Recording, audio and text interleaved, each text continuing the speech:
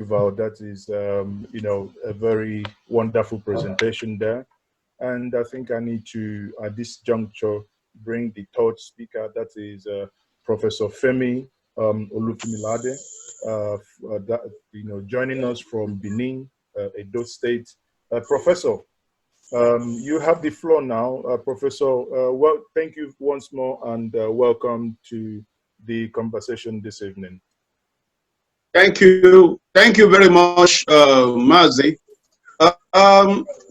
I want to say that COVID-19, that is where I want to start, is like Dr. Kashon and Nuju said, there is no better time to be a Nigerian.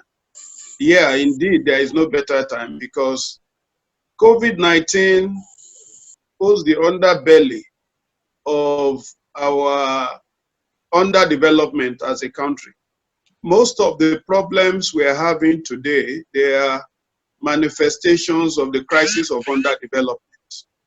That is why our well-being has been zigzag. Sometime we had oil boom, and it appears that we were on top of gold. Our naira was strong. We were internationally mobile. Foreign investors were trooping into Nigeria. Then when the oil boom became doomed, prices went down, everything turned around negatively. Balance of payment problems set in. We could no longer pay for our basic imports. Our industries were not able to import required raw materials because we were already industrializing in the 70s when you saw a number of assembly plants, a number of cocoa processing industries, etc., springing up. So, but because ours has been a monocultural economy that is dependent on oil, and we've never taken the advantage of the oil income to develop that sectors like agriculture, manufacturing. Today we are talking of ICT as a major economic sector. We find ourselves in a situation where any time the oil prices go down owing to external factors, then we are in trouble. So now that we have COVID-19 bringing a slump to economies worldwide, our underbelly of our underdevelopment again has been exposed. We realize that a lot of what we need, we are not getting the required foreign exchange to import them. I say this is the good time to be a Nigerian because it offers an opportunity for us to do a rethink and to grapple with our problem at the base. We must transit this state of import dependency to a state of basic self-sufficiency in terms of those basic necessities that we need to survive as a people. Food is one of them, and that's very elementary. Clothing, shelter, building materials. We thank God for the likes of Dangote. We are no longer a net importer of cement. But what about the other things? Roofing sheets and other accessories. Are we self-sufficient? The answer is no. So the borrowing aspect, I will want to say, will not be bad altogether if we are going to get value for the money being borrowed. And if the money being borrowed are going to be deployed where our economy will be assisted to come out of the quagmire of underdevelopment. I would like to see money going into the production of our basic needs. I look at the statistics of two countries, Vietnam, and which other country, Bangladesh. The money they generate from the export of clothing materials. That of Bangladesh for 2018 was about $33 billion. And that of Vietnam was also in the neighborhood. That same year, our total earnings from oil was about $32 billion. In other words, Vietnam and Bangladesh, these are two backwater countries that are just grappling to crawl out of the nadir of poverty. The money they make from one item alone that require value added, that requires self-effort, that is not like oil that we just dig from beneath the soil and export, is more than what we made from oil. That is just one item. I'm not talking about other things that they have produced. And we're a country of 200 million people. So COVID-19 is telling us that we are going to be in for worse times if we do not quickly look into the issue of economic self-sufficiency. The issue about creating jobs, the issue about becoming rich as a country has to do with being able to produce what human beings need. There is no magic to it. China became, I did my PhD thesis on China. China became rich today because it developed its capacity to produce basic human needs. What China gets annually from the export of toys, teddy bears, our oil does not get 1/4 of it. From the export of toys. Do you require advanced technology to produce toys? It's just to make up your mind that this is the way we want to go. This thing will bring money. Let us assist those who have the capacity to do it and let them do it. But our problem has been the failure of leadership. The leadership is not strategic. Our leadership is not anchored on long-term planning. Being able to have a holistic view of various economic indices and being able to set create a roadmap that in a year, this is what we want to be able to produce. In 2 years, in 3 years, we have policy inconsistencies. Most of those that are in the corridors of power over the decades are very unpatriotic set of people. Imagine during the tenure of President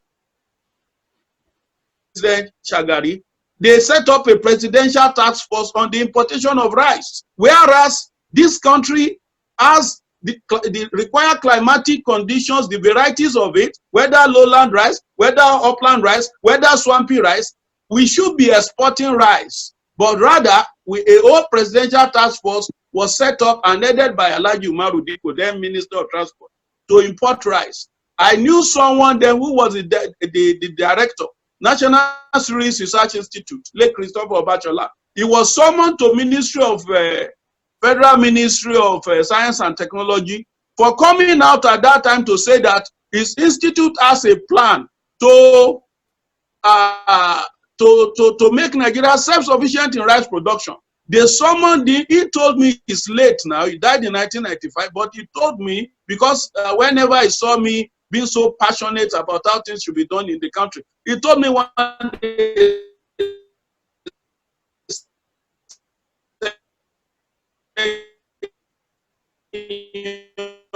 young man, take it easy. And he now gave me that example of what happened to him. He said I was dressed down by the people. You address a president, a rice production, import rice. When the president just set up a presidential task force on the importation of this same commodity, I just give that as an example. There are litany of other examples. So we need a leadership that will help us. China did not attain what they attain today by carefree anything goes kind of leadership. They assembled, there's what we call scientific planning. You will be able to say, okay, gold. We also have gold. South Africa's economy was transformed on mining industry, basically gold. We have gold in Osun State, in Ilesha. We have it in Zamfara. Rather than it benefiting people, it was causing crisis there. So that leads me to another critical issue. It is clear that the federal government of Nigeria has taken upon itself more than what it can handle. There is need for this federal government to unbundle its responsibilities to the various states. We have 36 states. Any state that cannot fend for itself and its people, then let them face the music. That was what it used to be the spirit in the First Republic that we always look back to with some longing in us that, oh, when Awolowo was premier in the Western region, he was able to do this. There was, at that time, they were remitting money to run the federal government, 20% of their revenue. It's not the other way around. The federalism, the fiscal federalism we have now is anti-developmental. States are made to look up to Abuja to go and collect oil money. The incentive to look inward is not there. So I would want to suggest that the federal government under the APC should take a second look at the issue of restructuring in its manifesto. Why can't the governor of Zamfara be able to allocate mines to those who want to exploit gold in his state? Why must somebody travel all the way from Zamfara state to go to Federal Ministry of Mines in Abuja and then be going through all kinds of bureaucracy being tossed up and down? Why can't Osun State governor also have the power to do the same thing? Then you look at electricity. You can't have development without electricity. See where we are with so much money down the drain. What is the big deal about generating electricity? Why are we fixated to the concept of national grid? Can't we have state grid? A state should be able to generate, transmit, and distribute its own electricity. It's not rocket science. Why can't states have internet railway system? We travel abroad. I was in Houston some time ago. I saw there are multiple transportation options for you.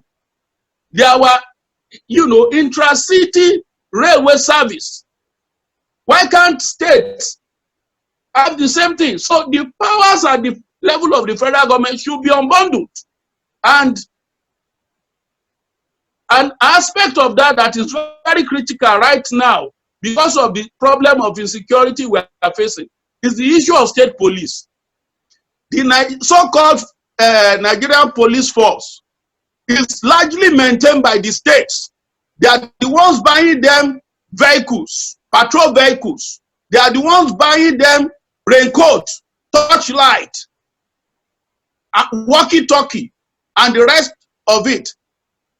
Whereas, when a commissioner of police misbehaves within the state, when criminals are operating and is not doing the needful, the state governor cannot sack him. And yet, he's taking so much from the state governor. That's an anomalous situation that should be discontinued. The fears that state police will be misused, some state governors will use it for political purposes, or that they are going to use it to break up the country, is unfounded. That is a very narrow way of thinking. Look at what the way people lives are being lost daily in the north of this country.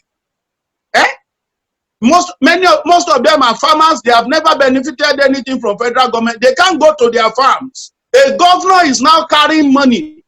I've seen 2 governors in the north saying it openly that they have given huge chunks of money to bandits to beg them to leave their states alone. Yet the bandits are unrelenting.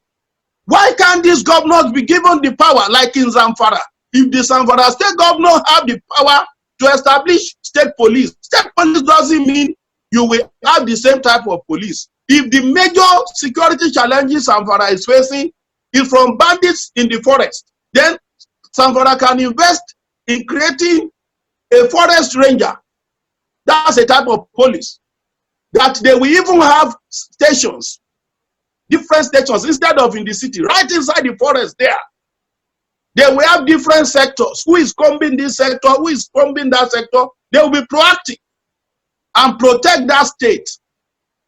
How much will you, if you are going to be paying 1,000 youth, train them, equip them, and you are paying them, let's say 30,000 naira per month, and you have 1,000 of them, in a year you will be paying them 360 million naira.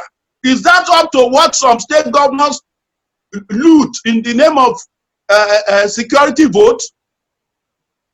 So the conversation we should be having in this country now is to make it clear that this country belongs to all of us and we are all stakeholders.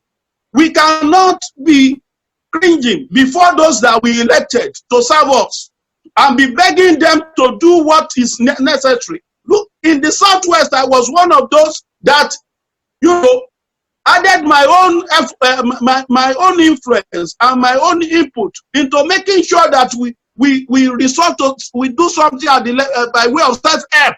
That was how Amotekun came up. Amotekun wasn't the initiative of our governors. It was a collective, it was a product of a collective will of a people under siege. You could no longer travel from Ibadan to Ife. There will be even travel advisory at Femi Olufunmilade University. The road is not safe. This trip we are talking about is not up to 1 hour. Within a country that has a government, you could not travel from Benin, from Okada, about a trip of about 35 minutes to Benin. You will be afraid. There were bandits operating on the road everywhere. So it was within that milieu, we said, let's do something. Let's defy this federal government. Let's defy it. How can you say we should not protect ourselves? The Attorney General said his own bit. The Inspector General came with a red herring. He said he's going to community policing. I analyzed what he called, the way he described his idea of a community police. I shook my head for him. That you are a law officer. You are supposed to be in the business of protecting us, and you are playing politics with security. He said those community policing people, they will be volunteers. They are not going to be paid. He gave a kind of abstractive analysis of what it will look like. Where is it today? He just said that to discourage the formation of Amotekun at the time. But it's just Amotekun is pseudo police. We have an Anambra State Vigilante Service. Let's have state police. There will be a National Police Commission that will set guidelines in terms of training, in terms of modus operandi of recruitment, in terms of the caliber of weaponry, and even acquisition of the weapons. And there will also be sanctions for erring states. If a state governor makes use of it, will be misuse it, it will be criminally liable for it. I work in a university system. We have National Universities Commission that regulates the operations of universities, whether they are federally owned, state-owned, or privately owned. Before private universities came on board, a lot of people were scared. Oh, standard will fall and all that. And I'm telling you today that NUC itself has brought up a number of programs, a number of competition, and they discovered that products of private universities are on top in engineering, in medicine, and so on and so forth. So when we have state police, all this insecurity everywhere, the focus will be on the governors. It will no longer be on Buhari. Everybody is Buhari, Buhari, Buhari, Buhari, Buhari. If something happens in the corner of Anambra, it's Buhari. Something happens in the corner of Plateau, Buhari. By then, everybody will be looking at their state governor. What is our police doing? Will be the next issue. I'm working on the paper on state police because I've talked so much about this thing now that, and the more I'm delving into it, the more I'm saying that Ours is the only federation in the whole world that has a centralized police command. Canada has a decentralized police command, it's a federation. United States has a decentralized police command. Even counties. County is not a local government, it's like a ward. Some big wards in the United States, they have what they call county rangers. They have their own police. It's like you say you are in a particular development area in Lagos that is highly congested. That the ward there, not the local government, can have its own police. In December, I was John Hopkins University. The state governor of Alabama was just approving state campus police for John Hopkins University because there were about 2 incidents of criminality. And these police will carry guns. They will have their patrol vans within the university area. They will have their detention center. But of course, they are subject to state laws within that environment. So, critical to whatever President Buhari wants to do with these loans is the need to secure this country. He cannot wait any further. He has just 3 more years to spend. I have been a part of his presidential campaign council for 3 consecutive times, 2011, 2015, 2019. And I was one of those who wrote that manifesto of the All Progressive Congress. The core element of that manifesto is restructuring. We need to go back to it. Thank you. The reason why restructuring is, yeah. So finally, what I want to say, let me just, on the issue of debt, I will quickly, there is so much to say, but little time to say it. On the issue of debt, I want to advise President Buhari seriously that he should focus on projects that he will be able to deliver within the 3 years left of his administration. He should focus on those ones and deliver them, because if he makes the mistake of embarking on long-term projects, he will discover that the moment he steps aside, the next administration will not make it a priority. That is why we have a litany of uncompleted projects in this country. So that is that. And I want to thank you for giving me this opportunity. Thank you, Prof. Thank you very much for, hold on. Thank you very much, Professor Femi, for that excellent contribution. Obviously, you outlined a lot of things, starting from leadership failure, lack of scientific planning, unbundling the exclusive list, APC, the failure of APC to stick to the manifesto, which you said at the beginning, and I started laughing. You said you're part of those that actually drafted the restructuring document that has been thrown in the dustbin. How do you feel as a professor who contributed his time, energy, and the intellectual input to draft something that was called a progressive manifesto, and suddenly the same government that you helped to come into power and comes in and takes those informations and the intellectual input that you have and just throw them away? How does he feel? I mean, that's just a question before I get to the next stage. How do you feel today sitting down here and you've seen that all the effort you've made in good faith is being thrown away? Well, I want to say that maybe it has not been thrown away. We still have 3 more years. But if it hasn't been done in 5 years, sorry, but it actually it's not up to 3 years. It's about 2.5 years. I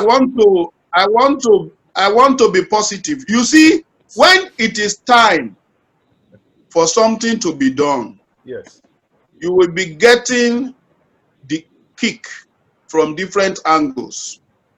Before, the issue has been that the northern elites are afraid that I'm using state, restructuring is an omnibus concept that entails different things. It has its economic dimension, administrative element, it has its even security element.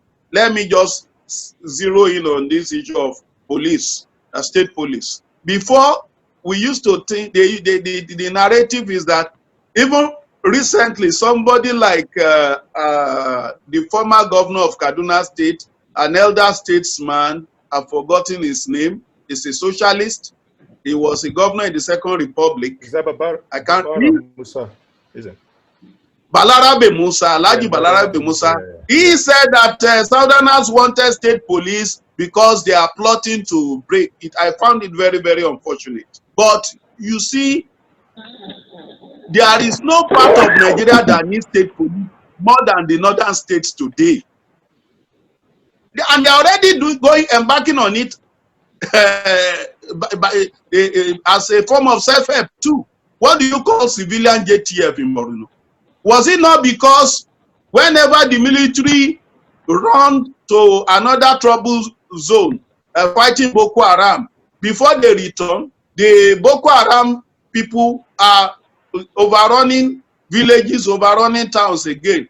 That was why the youths in those areas gathered themselves together and said, let us form a kind of self-defense force for our communities. They didn't start writing President Buhari or taking permission from Inspector General of Police. When the military saw what they were doing, they embraced it. They even armed them, gave them guns. Yes. Okay. So when the time for an idea has matured, if you do not embrace it and accept it, then you are going to throw away the baby with the bath water. Okay, there will be more of self-help. A lot of people will begin to defy your authority and begin to do things their own way. So I am believing and I'm hoping that reason will prevail within these remaining 3 years of President Muhammadu Buhari. He himself and those around him will see the need to begin to embrace this well thought out manifesto of the APC that we believe is transformative. Thank you. So it's not too late. 3 years is a lot. Well, thank you very much, Professor. There is an adage in Igbo that says, sorry, Dr. Femi, did you want to? You can unmute yourself if you want to say something. Can you unmute yourself, yeah? Oh, okay. What I just want to add to this is that there is a layer of government that most of us ignore. Of course, there is so much concentration of power at the center, but a lot of resources are also flowing into the states. At least they go on the monthly jamboree of collecting their federal allocation. So most of us don't pay attention to the states. We need to start holding at the regional level, holding our state governments to account. There's so much the governors of Ogun, Ondo, Oyo, Lagos, Ekiti, and the Osun states can do for the Southwest without looking up to the federal government. There is so much they can do if they look inwards and they roll up their sleeves to work. Even as bad as the 1999 Constitution is, a lot is still in the hands of the state governors. Education, health, infrastructure. If they apply what they have and they look inward, agriculture has great potentials. What are they doing with those things? So our state governors, it is high time we start holding them to, accountable for a lot of things. Like the Amotekun thing, was it not the governors that were compelled to put it together in the Southwest? There is still much more they can do. Interstate roads, must they wait for the federal government to do that? Agriculture, must they wait for federal government? When you're traveling from one state to another, you see so much arable land and you see so much youth in the cities without jobs. Why can't they establish farm settlements? Why can't they establish industrial parks? Why can't they create schemes for the people to know how to harness power from the little streams around them? There is what we call small hydro. I went to train with the British Hydro Power Association at Cragside in near Newcastle upon Tyne, sometime back in 2009. And I was amazed that the little rivers we see, we can generate electricity from there. Why can't the states look into such things? Look into solar power generation. When Awolowo was premier of the old Western region, we were, now Dr. Onanuju is talking about Fulani colonization. That time we were still under British colonization. Everything that we are saying Awolowo did, 1951 to 59, Nigeria had not obtained independence. And he ruled up to as far as Delta. And you will see his imprimatur there till today, positively. So, and what I look at his budget is not up to that. By today's conversion, it's not up to that of the annual budget of Delta states. And he was able to do so much. So these state governors have a lot of loose funds in their hands. So we need to, begin to hold them accountable. We look at countries like the United States that are developed today. Do you know that until 1918, women were not even allowed to vote in the United States? Do you know that until the civil rights movement, blacks were not allowed to vote? How did they get all these rights? It was through street protests. We need to reinvent the culture of protest. We've heard about women riot. We've heard about the railway worker strike led by Pa Imodu. That was how we were able to get independence and get a number of welfare benefits, even under colonialism. So right now, are we doing that? We need to be able to benchmark our governors and say, this is what we expect of you. They should give us account. This money, you don't just tell us this is your budget. How did you spend it?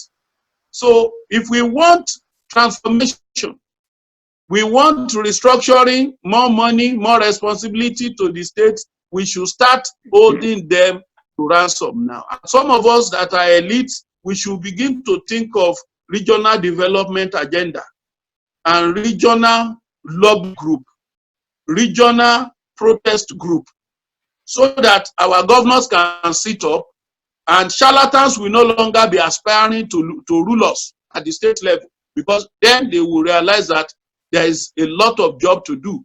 So that is one area we have been ignoring, because we are all fixated to Abuja and looking at one man who has amassed so much power by virtue of the 1999 Constitution. But our governors too have a lot to do. So that is one area that I want us to look at. Thank you.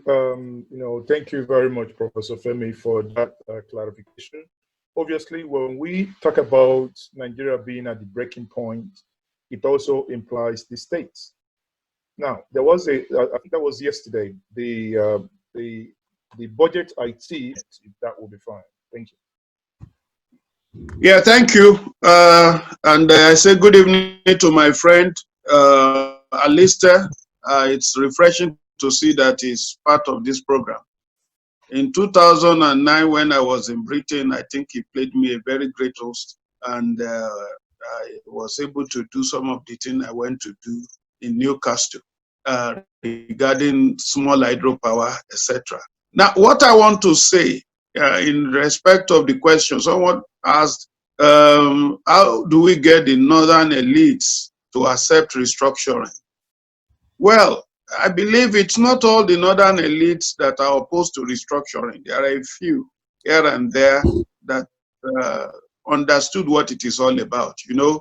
The general fear is that when you say restructuring, they feel you want to dislodge the North from power, or to remove some of the privileges that they enjoy by virtue of the way the Constitution is structured, in terms of the number of seats they have in the national parliament, the Senate, the House of Reps, that gives them numerical advantage when voting is being done. And in terms of the revenue allocation formula, a situation where a state like Kano has 44 local governments and they collect federal allocation, and the Lagos state that generates 56% of VAT has only 20 that is recognized within the Constitution, though they have some that they resorted to self-help to create. Now, I want to tell you that we need to unbundle what restructuring is. If we need state police, we have Amotekun now, we should ensure that Amotekun functions very well. Anambra, as Anambra State Vigilante Service, you should try your best to make sure it functions very well. After all, when Sharia was being declared in the north, the south was not consulted, and it was clearly in violation of the existing constitution. But they went ahead with it, and even till now, you have what they call ISBA. It's a religious police. So we have reached a point where we need to, those of us who share the same conviction, should push our state governments in the southeast, in the southwest, and progressive states in the north. Quite a number of states in the north are progressive. Those of us who want change are actually more than those who do not want it. But the problem we have is that we are divided. We need to come together and insist on what we want. And if they refuse, we insist we're going to have it. And we're going to have it. After all, independence did not come to us on a platter of gold. We've heard of all those protests by Aba women about the railway, worker strike, etc. The Zikist movement. A lot of them were jailed. So even though it wasn't bloody, our independence wasn't as bloody as those of Kenya, where they had to use Mau Mau, Mau Mau guerrilla group, and it wasn't as bloody as that of Zimbabwe or South Africa, but it was not without a price. We need to explore legal means, legal angles. Some people have proposed that we should look at even the proclamation of amalgamation of 1914, or to look at the 1963 constitution that the military intervention of 1966 truncated. Can we come together and take some legal action to ensure that the status quo ante pre the coup is restored? There are peaceful avenues that we can exploit, if only we are willing to come together and speak with one voice. And I want to appeal to Nigerians that the state in which the country is in today goes beyond partisan politics. We must look beyond our political parties now, look beyond our ethnic group and our geopolitical politics, and come together to salvage a common destiny, So after all, when we agitated for independence, the bulk of the conservative North were not part of it. The Sardauna was not an agitator for independence. He actually pleaded that they should give them time. And Nauru moved that we should get independence latest by 1956. We will have obtained it, that was in 1953 March. We will have obtained independence a year earlier than Ghana, which got us in 1957. But because the North said they were not ready in terms of personnel to man their bureaucracy and all that, Awolowo, Zik, and the rest subpedal because they saw promise in a united Nigeria, and we cannot fault their reasoning. I still see promise in a united Nigeria, but on equitable terms, not in a situation where one section will be holding down the other. So we need to come, those of us who share the same thing, the same thinking, we need to come together. Because those who are against us, who are against progress, they are in the minority. They are not so many. That is the irony of it. But they are highly organized and strategic. And they thrive in dividing us, divide and rule. That is the undoing of those of us that know how to speak big grammar in the South, in the Middle Belt, and the rest of it. So, if the North, in quote, the conservative elites do not want restructuring, we force it on them. That is the strategy. And we must not joke with 2023. We must dictate our terms. Then, secondly, somebody asked, those who are handicapped, they protested and they were arrested and all that. You can't make omelette without breaking an egg. When we were fighting for June 12th, people like us were just lucky that we were not killed. Some were killed. Some had their houses burnt.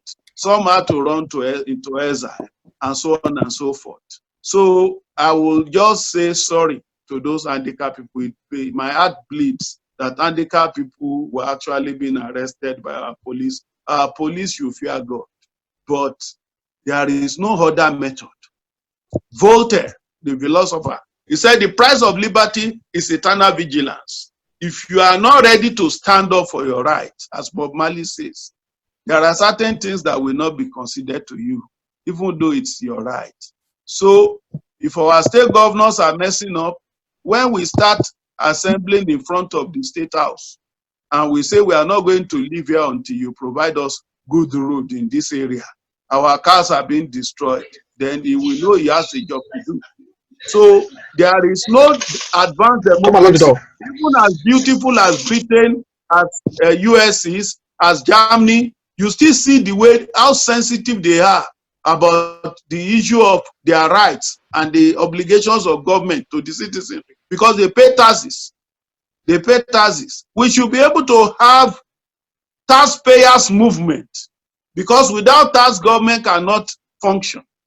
We need to see how to organize ourselves. Governance is too important to be left alone to the politicians.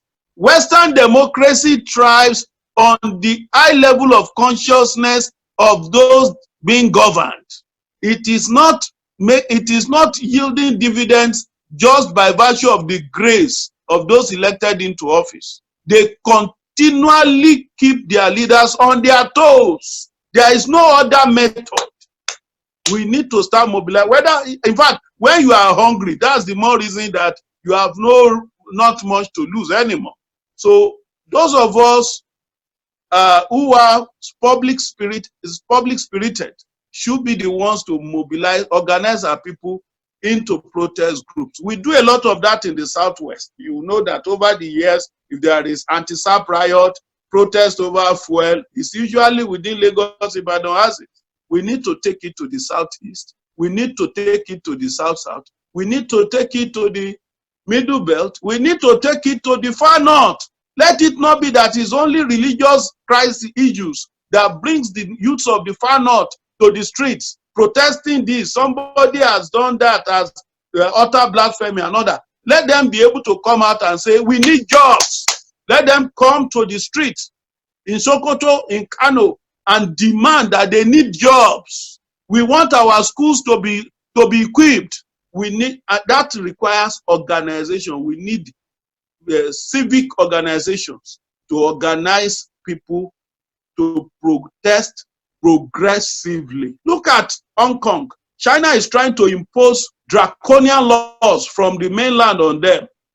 They have been resisting now for months because they know the value of freedom and they are not ready to consider niche of it.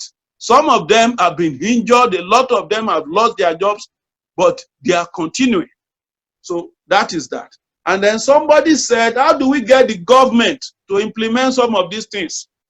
Well, what I do is that from time to time, I send memos to those I have access to in government, up to the villa.